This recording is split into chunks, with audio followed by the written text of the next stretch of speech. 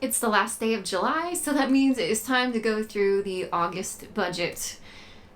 Now, this month is gonna look pretty darn different than previous months just because I have moved as of 2 days ago, and I am in very different circumstances than I was just because of the housing affordability crisis and just the complete lack of housing altogether, as well as my W-2 job not quite working out the way I wanted it to, as in I can't get enough work. And I'll touch on those things more as we go through the budget, but for now, let's just jump in.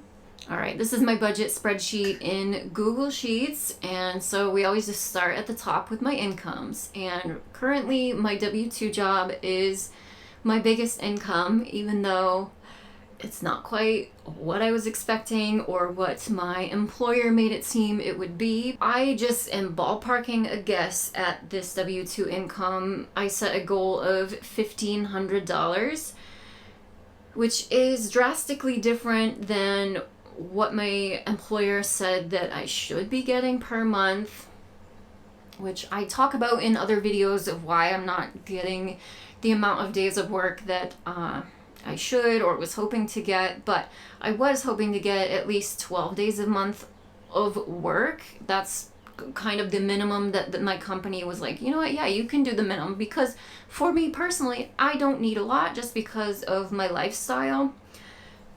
Aside from housing, but we'll talk about that more in just a minute. But I just picked $1,500 based on what my income was like for July. So for July, I only got so far 6 days of work. I do have work scheduled for this evening, and it is the 31st. So if that happens, I will get one more day of work this month for 7 days, but I just don't know what's going to play out for August. So I just said, you know what, 1,500 seems like a safe ballpark. What I have highlighted here on the note, is $3,600, which is the amount that I would take home if I did work 12 days in a month, and then minus 20% roughly for taxes taken out. So take home pay should be about $2,880 per month, but again, I'm just not hitting those work days. So I just put 1,500 in and we'll hope for the best on that, which is not great. It's sad. And as I have mentioned multiple times, I do plan to proactively start doing other things like gig work to supplement that income. And now that I'm here at my aunt's house, which I'll talk about more down in the expenses, I was waiting for this move to happen and to get settled here before, since I did move from Massachusetts to Maine. So more income will be added in, but I just don't know how much or what that's going to look like. But next income item is my rental property. My take-home goal for my rental property for August should be $610.73. And how I calculate that is, oh no, you can't see the whole note, and I apologize for that. But the tenant pays $1,000 a month, and then from that $1,000, the property management team's monthly fee is $99, and then the mortgage, of course, I pay out of that, which is $290.27. It did go up a little bit. It was around $256 previously, but I have my homeowner's insurance and the property taxes escrowed into the monthly payment. So the monthly payment does fluctuate just because insurance and property taxes do fluctuate year after year. So my mortgage payment did go up a little bit. So that $610.73 is what's left over. That is well, technically you want to be saving like 20%-ish of that rental income to set aside for vacancy, repairs and maintenance, things like that. And then what's left is your cash flow. But I, at this time, am just saving 100% of that, as I always have been. I bought this rental property really cheap a few years ago, and so there's been repairs and things that have happened that have like eaten away the cash flow that I've saved. But for me, this investment property, again, it was so cheap, but The value of it for me has been the equity growth. It has approximately doubled in value since I bought it. And so even though my long-term cash flow isn't exactly what I expected, it's still a great investment. It's low cost, it's just doing its thing. So I'm hanging on to that for now. My next income source is YouTube, and that's, the AdSense from the videos. As of today, it's at $314 for the month of July, and that gets paid out in August. It will be a little bit higher just because today's, the 31st AdSense needs to be added in, so it might be a couple bucks more, but it'll be something like that. And then my next item is support, which is direct support from you guys. A lot of you choose to support me directly through Venmo or PayPal, and I appreciate all of you immensely. But I have $0 expectation for that. But people do generally every month support me in some way, shape, or form. So it is a line item of income that I am super grateful and blessed to have. And then my high yield savings account interest should be a little over $130. And that is just my emergency fund that's sitting in a high yield savings account with SoFi. Currently it's getting 4.6% APY, which, yeah, there's better options out there, but I think that's pretty dang good. That's way better than a normal bank savings account. So I appreciate that little extra boost of income every month to my savings. And now let's go down to expenses. Rent. So let's talk about the housing for a minute. I am budgeting $500. If you are new here, which I do have a lot of new faces, so I definitely want to explain the housing situation a bit. I just moved into my aunt's house here in Maine a couple days ago. I moved from Massachusetts. I had just moved to Massachusetts in April for this new job. I want to say, by the end of May, very early June, it became very evident that I actually probably wasn't going to hit my 12 working days per month because things just weren't going great. And so I guess I kind of panicked a little bit, and I decided to break my lease just because I was like, holy crap. I'm okay to afford a couple more months, but I can see the writing on the wall. I'm not really going to be making enough from my W-2 income to fully cover rent and all the expenses that go with that. So I hit the eject button and I decided to move in with family. Well, I didn't decide that. I tried to move to Maine. First of all, if you get up away from the coast, you can definitely find much more affordable rental units. For me, the apartment I was in Massachusetts was a studio, about 350 square feet, and I was paying $1,550 a month plus all the utilities. I understand that that's just where the rental market's at right now. Things are just so unaffordable, but in my head, that is completely absurd to be paying that much money for that much square footage.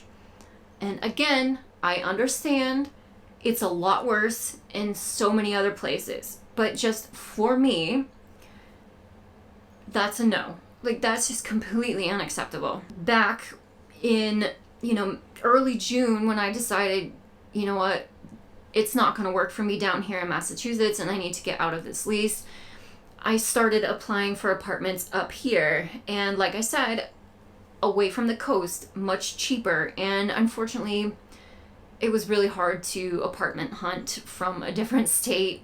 Things get scooped up so fast, especially in those cheaper price points. I didn't even stand a chance. I wasn't even getting the option to schedule a viewing to go see these units. The second they came online, they were snapped up. So it kind of sucks. And I had told my landlord I was breaking the lease, and so they knew I was moving out at the end of July. As that has approached, I kind of was like, shit, I am not finding alternate housing because I'm just getting out competed for whatever reason. Multiple family members were like, it's okay, come stay here. And my aunt was one of those people, and she's like, I have a whole empty house, which this house is huge. For reference, this bedroom, the exact same size, I would say, maybe tiny bit bigger, of the apartment I just moved out of. Not even joking. This bedroom has more living space square footage than that freaking $1,550 apartment, which is just... So she's hardly ever here because she mostly stays at her boyfriend's house, so she was like, just come stay here. Okay. So she doesn't want any rent from me, but I'm definitely going to pay her some money. So I'll see if she's going to allow me to pay $500 a month. That feels good. Maybe more. I don't know. We'll see. Maybe she'll let me pay some utilities as well. But obviously for me, it's a huge sigh of relief to have family that is willing and able to allow me to stay with them while I'm in this weird transition phase. That is so amazing. I am so fortunate. And I don't know how long I'm gonna be here or what's gonna play out, but I just arrived a couple days ago and now I'm just gonna take the time to figure out what the heck is next. So now that I'm here and the move is officially done, certainly it's time to assess changing the W-2 income situation as well as regrouping on the housing. Like, what am I going to do? Is it going to be easier to apartment hunt now that I'm actually in the area and can go like immediately look at things? Maybe that'll help. I don't know. I'm just going to see what plays out. But for now, this is a wonderful reprieve to allow me that time and space to figure things out. Now, next item is health insurance. Signing up for health insurance in Maine is my next priority. I don't know what that cost is going to look like, but I'm just ballparking $125 a month. That's what I was paying in Massachusetts based on my income. We'll see what Maine says. I'm sure it'll be different. And now electricity. This month I will be receiving those final bills from my usage in July.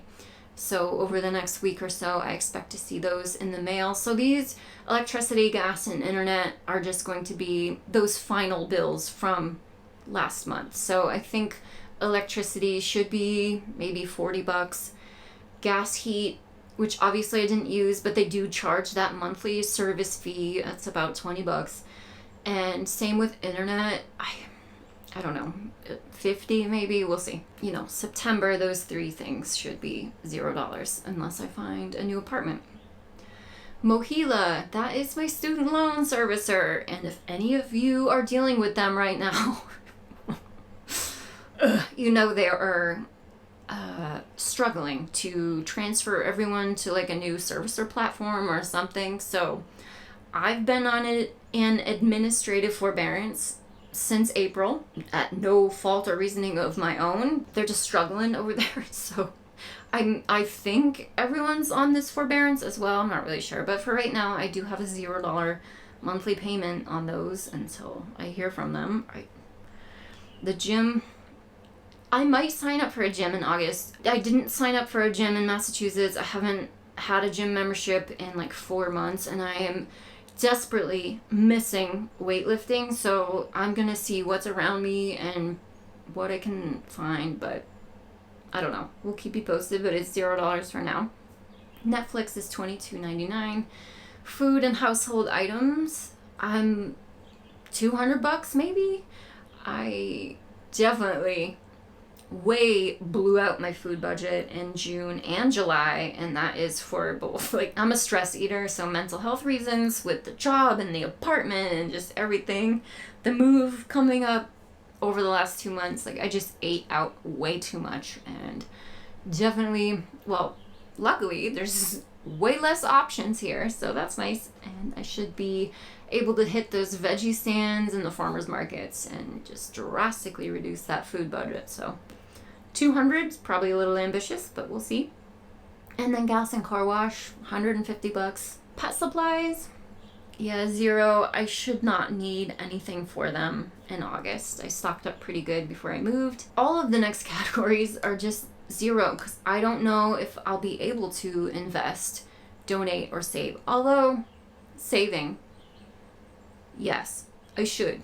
In fact, hopefully next Transfer Tuesday, I should be able to move something towards savings. I will be getting my security deposit from the apartment back sometime next week.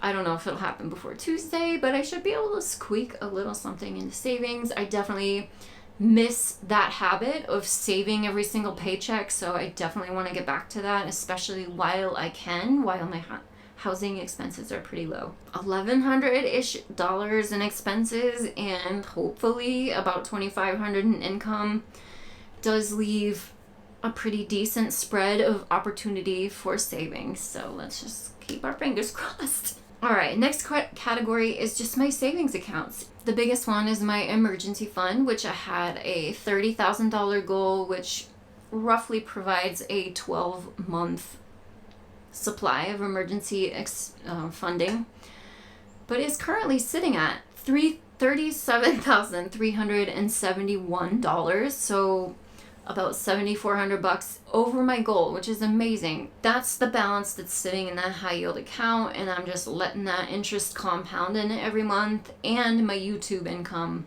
dumps into that every month. I've not been using my YouTube income to live on. I'm just trying to save everything that I can. So I guess technically I am still saving every single month, but this savings category up here that I hope to get back in the habit of is being able to save from my W-2 income. And then my sinking funds, $6,000, which you guys know I did deplete a bit over the last couple months just with all of the moving expenses and the lower than expected income. So I did use those as buffer as opposed to dipping into my emergency fund. Sinking funds are still at $2,150. I do need to beef those back up. And I will be pulling from those next week a little bit just because I do need to renew my annual LLC, which I think is like $300 to $500 or something like that. I forget at the moment. So that will drop a little bit, but then I'm just going to focus on building those sinking funds back up. And then my debt. Student loans. Yeah. $178,209. It's egregious. It's disgusting.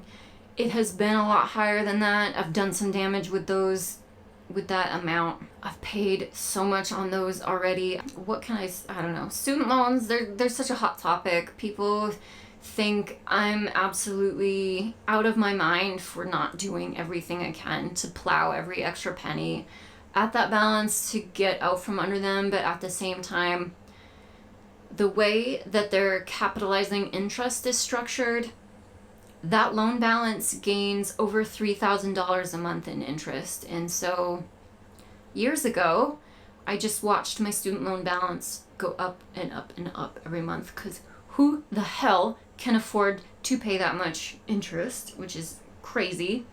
Now they're on the SAVE program, so like that interest builds every month, but then it gets wiped away. So it's just like my balance just literally stays the same no matter what my monthly payment is.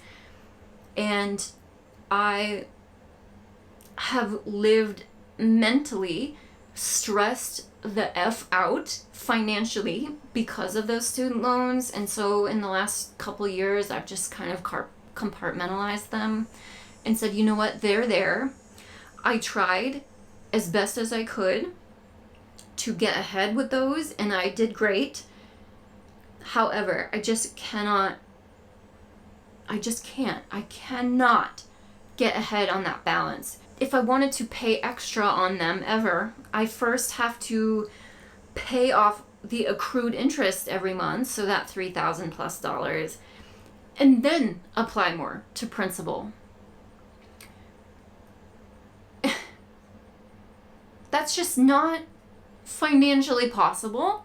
And so people can think that I'm stupid or irresponsible financially or whatever they want to think about that balance. I don't care. Like, it's just, there is no way to get ahead with those. I don't care who you are.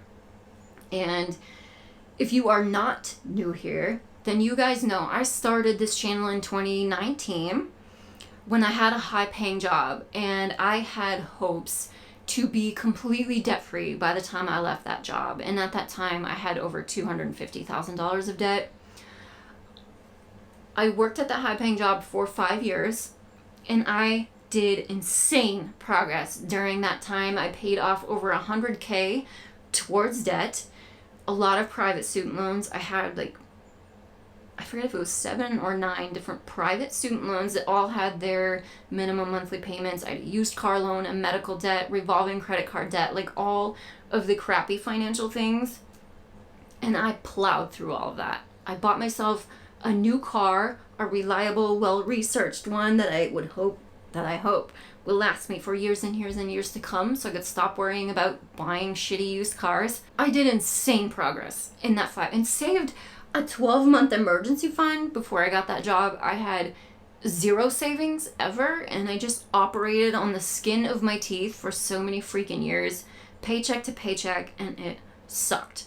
And so when I got that high-paying job, I said, this is my chance. Hated the job. It mentally crushed me in every way. But I stayed for 5 years so I could change my financial situation around. Sorry, I'm going off on this tangent, but it just I get so frustrated with those student loans and people's opinions about them, and why aren't you paying extra? That's so dumb. That debt is going to cripple you for life. If you just wait that 25 years to be forgiven, then great, all of the taxpayers are just going to end up paying your debt for you. And every negative thing that anyone could say about that student loan balance, I've already heard it.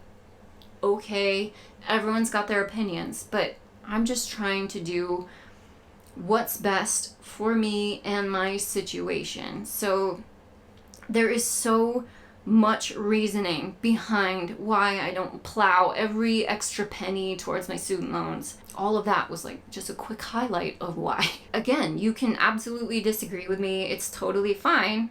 This is me, my choices, my circumstances. That balance is just gonna sit there until something changes. Maybe next month I'll start making $8,000 a month and I can actually get ahead on those student loans. But yeah, sure. But anyway, that is my August budget. And again, I'm sorry about the student loan tangent. I know for those of you that have been here for a long time, you've heard the situation behind those for so long, but I do have so many new faces here, and I do want to explain where I'm at with those student loans and that balance of debt. I'm okay with it. I have one debt payment in my life, and that's it. Which reminds me, I forgot to mention, for those of you that are new here, certain line items that you do not see in my monthly budget that I should have, like car insurance and cell phone, those I actually pay annually because it's cheaper, and just because of past financial situations and living paycheck to paycheck for so many years, because I was swamped by monthly payments. Monthly payments to me are the devil. I do anything and everything I can to avoid a monthly payment, and so I choose to pay car insurance and my cell phone annually because it's cheaper, and that eliminates monthly payments, and I just have to worry about them once per year, and I have sinking funds that I set up to cover those that I just save up for as the year goes. Recently, I've just been thinking about the housing crisis and my own personal expenses. I try to think back, if I hadn't taken that 5-year chunk, that high-paying, soul-sucking job, and did everything I can to fist every extra penny towards debt and eliminate all of those monthly payments from my life. If I had not done that, and I was facing the economic circumstances of today, I don't know what I would do or what I would have done over the last year-ish of fluctuation. I mean, really, mid-January, when I was furloughed from my last job very unexpectedly and faced unemployment for the first time, and that whole scene was scary for me, and I made it through okay, thank goodness, because thankfully I had used that 5 years at that high-paying job sensibly and eliminated all of the bullshit high interest debt from my life, of those credit cards, car loan, private student loans, and have proactively not brought any debt payments back into my life or any additional unnecessary monthly payments in general. All of the subscription and streaming services it's all just fluff, and it's all just like little bits of money that take from your pocket over time that you don't notice because it's a small little bit. I don't like that. I don't like that at all. And so I just choose to keep my monthly expenses basic and as small as possible, as few monthly payments as possible, just because of all of those years of being swamped by monthly payments. It sucks, and like I'm deathly afraid of getting back into a situation like that. If I were facing today's housing affordability situation and the job market right now, with all of the fake robo postings and all of these employers just ghosting you, never hearing back, it's just like, what would I do right now if I had all of those different monthly payments back? Like, if I've been budgeting on this spreadsheet since 2016, so it's just interesting to look back. In fact, I'm gonna throw up a screenshot because it is horrifying. The amount of monthly payments I had in 2016, I had 12 different debts with a balance. Like, look at that. So to eliminate all of that, but one, just my federal student loans, is insane to me. Even though this balance isn't that much higher than what it is now at $178,000, it's just because of those damn federal student loans and their shitty compounding capitalizing interest. Like, you can see, in 2016, the balance was $174,000. So even though I've been paying on them, that balance, by the way, is about $35,000 more than I borrowed.